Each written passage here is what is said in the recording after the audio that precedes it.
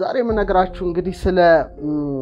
ገጻተ ከለባት ፊታቸው የውሻ ፊት ስለሚመስሉ ፍጡራን ነው። እንግዲህ እነዚህ ነገሮች መጀመሪያ ያዩሃቸው የቅዱስ መርቆሬዎስ ስዕል ላይ ነውና ስዕሉን ስመለከት ሁለት ፊታቸው የውሻ ፊት የመሰለ ካንገታቸው በታች ሰው ናቸውና ከቅዱስ መርቆሬዎስ ስዕል በስተጀርባ ያለውና ምንድናቸው በአብያተ ክርስቲያናት ግድግዳ ላይ ተስለው መለከት ነበር። አልፎ ተርፎ ደግሞ ከፍ ስንል ደግሞ የተለያዩ ብራና መጻሕፍት ላይ ተስለው ተመለከትኩ። በተለይ በ18ኛው ክፍለ ዘመን እንደተጻፈ የሚነገርለት አንድ ብራና አለ ጠቢበ ጠቢባን የሚል መጽሐፍ ነው። እዛ ላይ ደግሞ ስዕሉ አለና በሚቶሎጂ በአፈ ታሪክ በብዙ ሀገሮች አሉ። በህንድ ተራሮች ውስጥ ይላል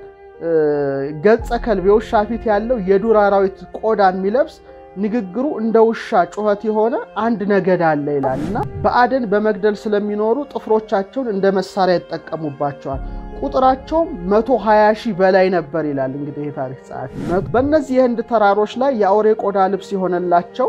የውሻ ፊት ያላቸው ሰዎች ይኖራሉ። ምንም አይነት ቋንቋ የላቸውም፣ ግና እንደ ውሻ በመጮህ እርስ በርሳቸው ይግባባሉ። ጥርሶቻቸው ከውሾች ይበልጣሉ። ምንም አይነት ንግድ አያከናውኑም። የሚተዳደሩት በአደን ነው ይላል። እንስሳ ሲገሉ በፀሐይ አብስለው ይመገባሉ ይላል። እንዲሁም በርካታ በጎችን ፍየሎችንና አህዮችን የሚያረቡ ሲሆን በዋሻዎች ውስጥ እንጂ በቤት ውስጥ አይኖሩም። ቀስቶችንና ጦሮችን በመያዝ ለማጥቃት የሚወጡ ሲሆን እጅግ በጣም ፈጣን እግሮች በመሆናቸው ተባራሪውን አሳደው ባፍታ ይዙታል ወይም ይደርሱበታል። በቅጠሎች ወይም በሳር ላይ ተኛሉ እንጂ አልጋ የላቸውም ይላል። እጅግ በርካታ በጎች ያለው እርሱ እንደ ሀብታም በእነሱ ጎሳ ውስጥ ይቆጠራል ይላል። በሌሎች ሀብቶቻቸው ጋራ በተያያዘም ያው እንደዛው ነው ይላል። ሁሉም ወንዶች ሆኑ ሴቶች እንደ ውሾች ከወገባቸው በላይ ጅራት አላቸው ይላል።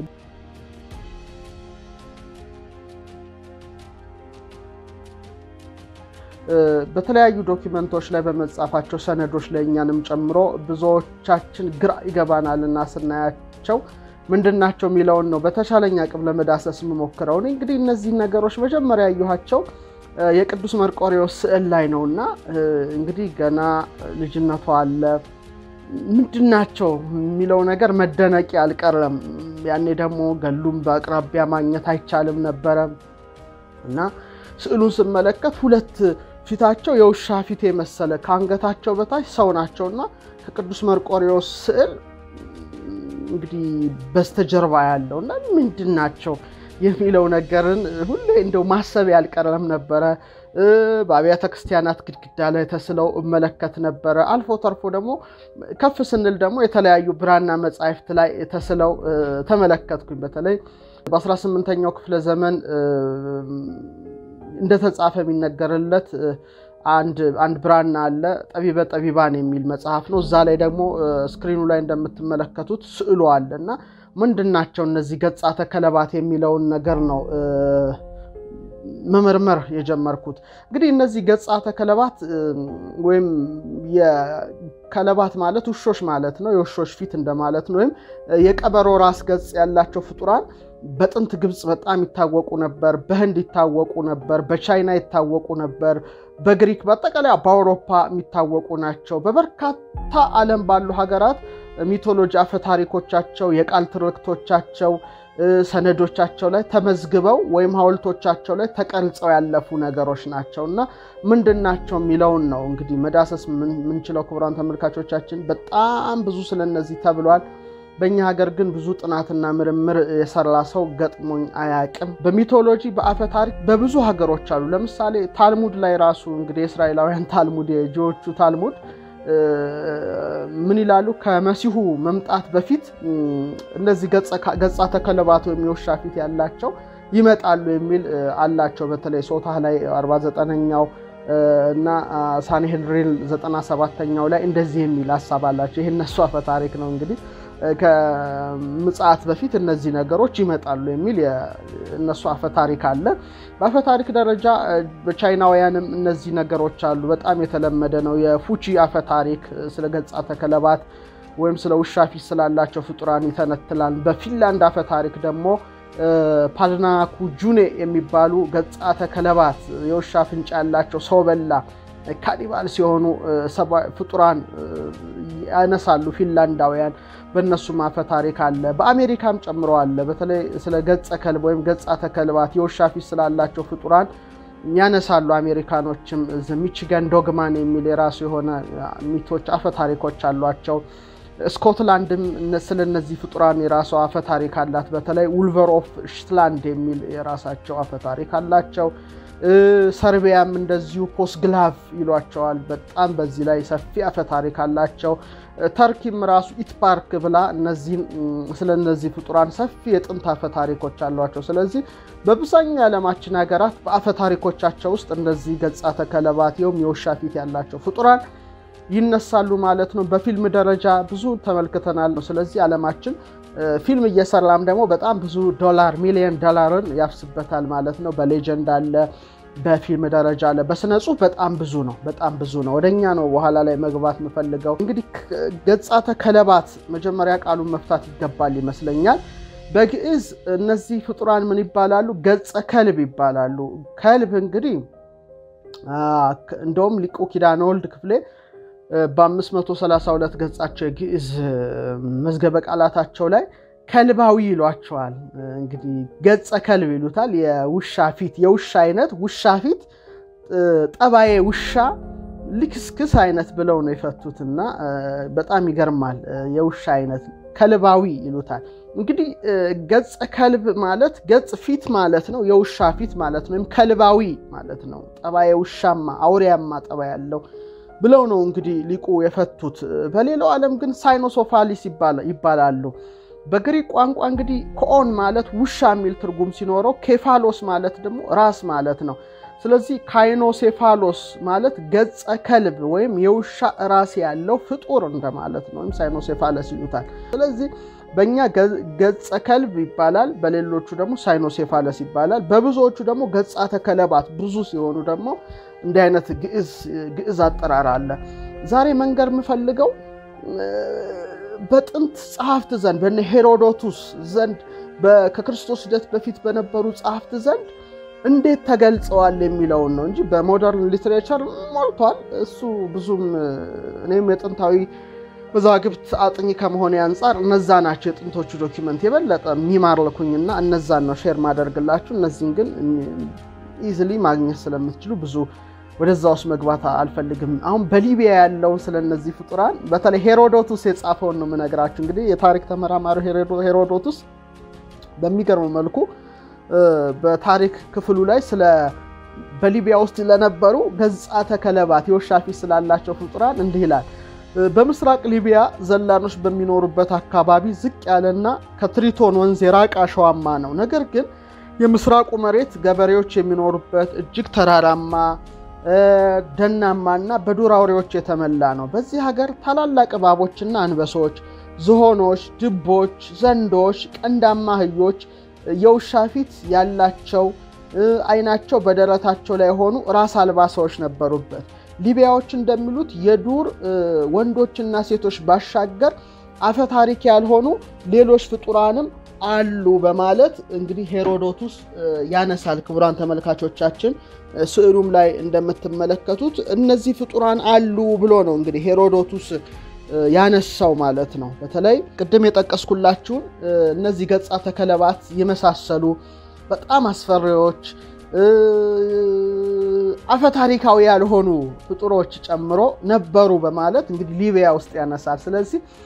ሊቢያ ውስጥ እነዚህ ነገሮች ነበሩ ማለት ነው እንደ ሄሮዶቱስ ጥናት እንደ ሮዳስ አይደለም እንደ ሄሮዶቱስ ጥናትና በተለይ የታሪክ መጽሐፉ ላይ ነው ሌላው በሁለተኛው ክፍለ ዘመን ኤሊያን ኦን አኒማልስ በእንስሳ ብሎ ስለ እንስሳዎች የጻፈበት ወይም ስለ አራዊት የጻፈበት ክፍል ላይ ደግሞ እንዲህ ይላል ከካይኖፌሎስ ወይም ሳይኖሶፋሊ ጋር በተያያዘ የሚከተለውን ተጨማሪ እውነታ መጥቀስ ፈልጋለሁ ካለ በኋላ ሳይኖሴፋሎስ በቅርፊት የተሸፈነ ማለቴ ለውዝ የመሳሰሉትን የሚበላ ነገር ካገኘ ይላል እንግዲህ ይሄ የሶን አኒማልስ በሚባል ጽሑፉ ላይ ነውና እንደ ለውዝ የመሳሰለ የሚበላ ነገር ካገኘ መጀመሪያ የሚያደርገው በብልሃት ሽፋኑን መስበርና ማጽዳት ነው ውስጡ የሚበላ የውጭውን አካል መጣል እንዳለበት ያውቃል ይላል እንደዚህ እዚህ ላይ ደግሞ ጂኒየስ አርጎ ይስለዋልና ለውዝን ራሱ ቅርፍቱን ጥሎ ዋናውን ፍሬ ይበላል ብሎ ይጽፋል ምን ይላል ወይንንም ይጠጣል ይላል የተቀቀለውም የበሰለ ስጋ ከቀረበለት እስኪጠግብ ድረስ ይበላል ጥሩ ጣዕም ያለው ምግብን ይወዳል በሚገባ ያልበሰለ ምግብን ግን ይጸየፋል ይላል እንደውም እዚህ ላይ ደግሞ እንደውም ልብስ ከለበሰ በጣም ይጠነቀቃል እኔ ገለጽኩትን ሁሉ ያደርጋል ለለየጥንት ሊትሌሻል እንትን ጽሁፎች ናቸው ክቡራን ተመልካቾቻችንና ይሄ ደግሞ ትንሽ ዘመናዊ አድርጎ ያቀርበዋል እንግዲህ በዛ ዘመን ነው እንግዲህ ዛሬ 1000 ኦልሞስት 2000 ምናምን ዓመት በፊት የተጻፉ ጽሁፎችና ሰነዶችን ነው መነግራችሁ ሌላው እነዚህ ገጻተ ከለባት የውሻ ፊት ያላቸው በሊቢያ ብቻ ሳይሆን በጥንት ግሪክ አፈ ታሪኮች ወይም ስራዎች ውስጥ በግብጻውያን ዘንድ በጣም የተለመዱ ነበሩ በተለይ ግብጻውያን በተለይ ከአማልክቶች ግሪኮችና ግብጾች ብዙ አማልክት ጋር የተያዘ ደግሞ ታሪክ አላቸው ለምሳሌ ከናኑቢስ እንግዲህ ምናልባት ገጻተ ከለባትን ወይ ያከብሩ ይሁን ወይ ያመልኩ ይሁን ወይም እነዚህ ገጻተ ከለባት እንደሚኖሩ ያምን ይሁን አያምን ይሁን በተለያየ ጽሁፎቻቸው በተለይ ደግሞ በስዕሎቻቸው ጭምር ስክሪኑ ላይ እንደምትመለከቱት በሄሮግሊፊክ ውስጥ ሁሉ እነዚህ ነገር መጥቀስ የተለመደ ነው የግብጽና የግሪክ በጣም በብዙ ዩቲዩቦች ሊሰራ ይችላል በያስባለው እነሱን በብዙ ፊልሞች ስለምታገኙ ሶርሱን በጣም ብዙ ስላለ ኢንተርኔት ላይ ማየት ትችላላችሁ የህንዱ ነው በጣም ግን ሰፊ ከሁሉም ይልቅ የህንድ በጣም ሰፊ ነው በተለይ ሜጋስቴነስ የተባለ ግሪካዊ ታሪክ ተመራማሪ በአራተኛው ክፍለ ዘመን ምን ይላል በህንድ ተራሮች ውስጥ ይላል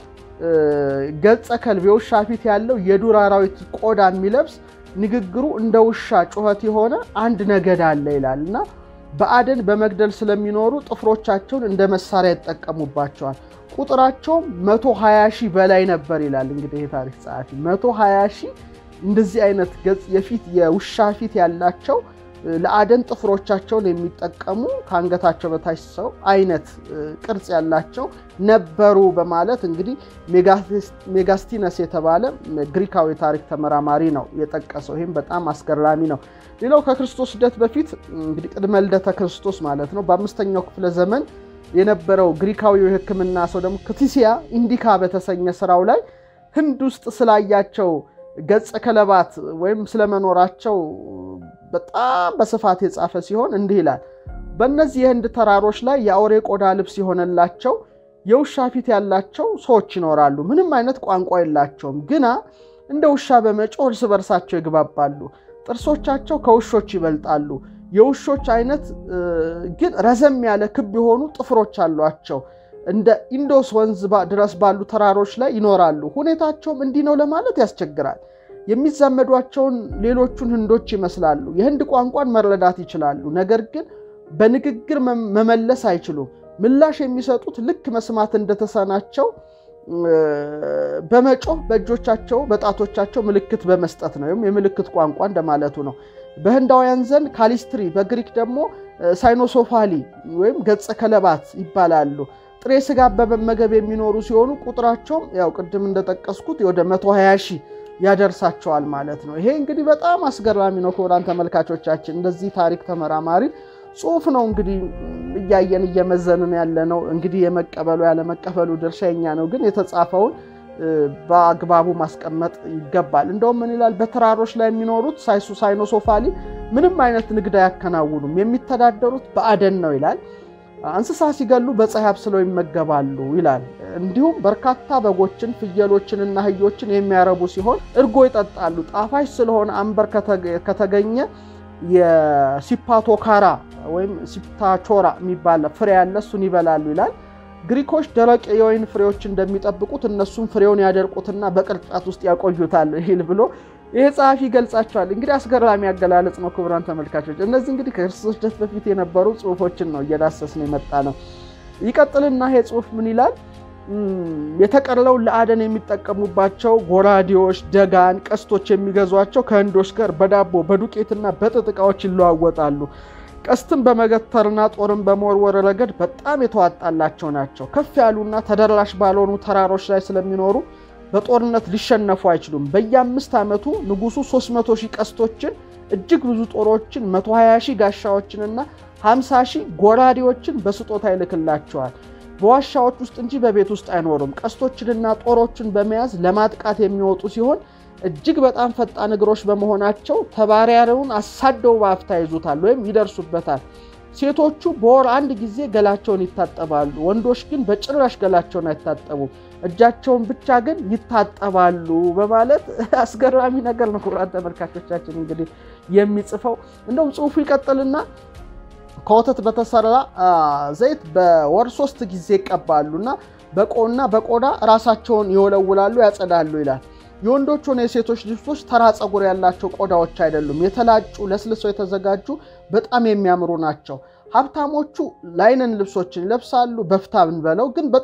በጣም ጥቂት ናቸው በቅጠሎች ወይም በሳር ላይ ተኛሉ እንጂ አልጋ የላቸውም ይላል እጅግ በርካታ በጎች ያለው እርሱ እንደ ሀብታም በእነሱ ጎሳ ውስጥ ይቆጠራል ይላል በሌሎች ሀብቶቻቸው ጋራ በተያያዘም ያው እንደዛው ነው ይላል ሁሉም ወንዶች ሆኑ ሴቶች እንደ ውሾች ከወገባቸው በላይ ጅራት አላቸው ይላል ግን ረዘም ያለና ይበልጥ ጸጉራማ ነው ይላል